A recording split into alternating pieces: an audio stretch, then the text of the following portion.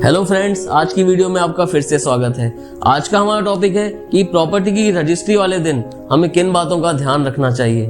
Property में invest करना लगभग सबकी पहली चॉइस होती है और जिस दिन हमारी प्रॉपर्टी की रजिस्ट्री होनी होती है वो दिन काफ़ी एक्साइटमेंट वाला दिन होता है। ऐसे में अगर प्रॉपर्टी के पेपर्स को ध्यान से चेक नहीं किया तो आपको काफ़ी नुकसान उठाना पड़ सकता है, जिससे सिर्फ बायर को ही नहीं सेलर को भी नुकसान उठाना पड़ सकता है। जब भी हम किसी प्रॉपर्टी की रजिस्ट्री करवाने के लिए रजिस्ट्रार ऑफिस जाते हैं तो वहाँ पर बहुत भीड़ होती है और बहुत ज़्यादा सुविधाएं वहाँ पर नहीं होती। ऐसे में हर किसी को लगता है कि यहाँ से जल्दी फ्री हो जाए। ऐसे में अगर डॉक्यूमेंट्स को ठीक से चेक नहीं किया तो काफ़ी नुकसान हो सकता है।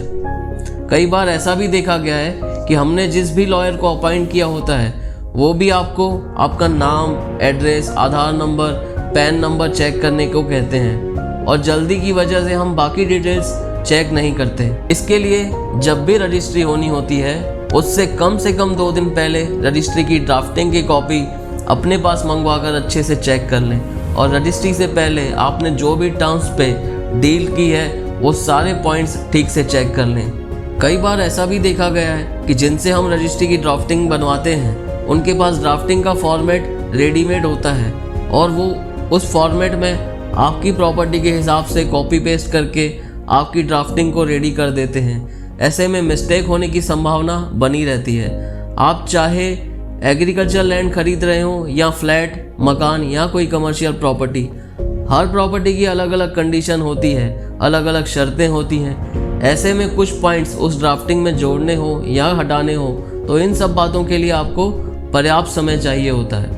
कई बार ऐसा भी होता है कि रजिस्ट्री करवाने वाले एडवोकेट सेलर की तरफ से अपॉइंट किए जाते हैं। ऐसे में अगर आपको ड्राफ्टिंग में लिखी कोई बात समझ नहीं आ रही है तो आप उस ड्राफ्टिंग को अपनी जान पहचान वाले किसी अच्छे लीगल एडवाइज़र को दिखाकर उनसे भी एडवाइस ले सकते हैं और उनकी फ़ीस भी ज़्यादा नहीं होती और आपको भी संतुष्टि हो जाती है, क्योंकि कोई भी प्रॉपर्टी लाखों की या करोड़ों की होती है।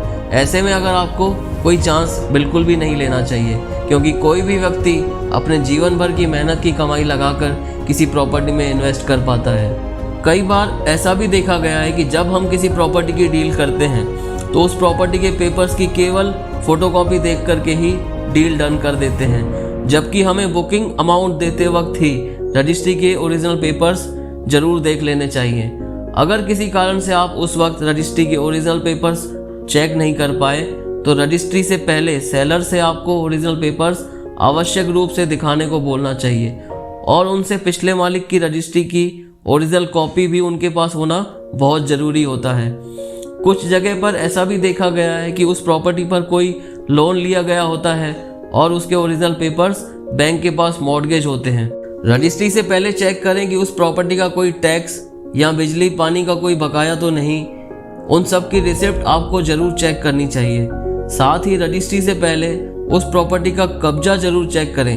आप किसी भी प्रकार की प्रॉपर्टी खरीद रहे हैं, चाहे एग्रीकल्चर, इंडस्ट्रियल, रेसिडेंशियल या कमर्शियल प्रॉपर्टी, आप खुद उस प्रॉपर्टी पर जाकर चेक करें कि रजिस्ट्री के तुरंत बाद आपको उस प्रॉपर्टी का पोजीशन मिलेगा या नहीं। कोई प्रॉपर्टी पहले से ही रेंट पर दी हुई होती है।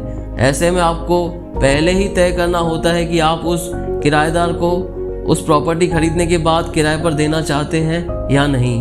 अगर आप वर्तमान किराएदार को वो प्रॉपर्टी किराए पर नहीं देना चाहते तो रजिस्ट्री से पहले खाली करवाना बहुत ज़रूरी होता है, नहीं तो बाद में आपको परेशानी हो सकती है। रजिस्ट्री से पहले पैसों का पूरा लेन देन जरूर कर लें। चेक से पेमेंट के अलावा अगर आप ऑनलाइन पेमेंट या डीडी के द्वारा ट्रांजेक्शन कर लेते हैं तो वो ज़्यादा सेफ होता है। कई बार ऐसा भी देखा गया है कि सेलर ने प्रॉपर्टी बेच दी, उसके एवज में सेलर को जो चेक मिला वो बाउंस हो गया।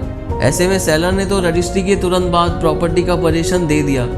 चेक बाउंस होने के बाद खाली करवाना बहुत मुश्किल हो जाता है और फिर कोर्ट के चक्कर लगाने पड़ते हैं। ऐसे में अगर आप ऑनलाइन ट्रांजैक्शन या डीडी के द्वारा लेन देन करते हैं तो बायर और सेलर दोनों के लिए बहुत अच्छा होता है। आगे भी हम ऐसे ही इम्पोर्टेंट पॉइंट्स पर आपके लिए वीडियो लेकर आएंगे। बने रहें हमारे साथ। Thanks for watching. जय हिंद।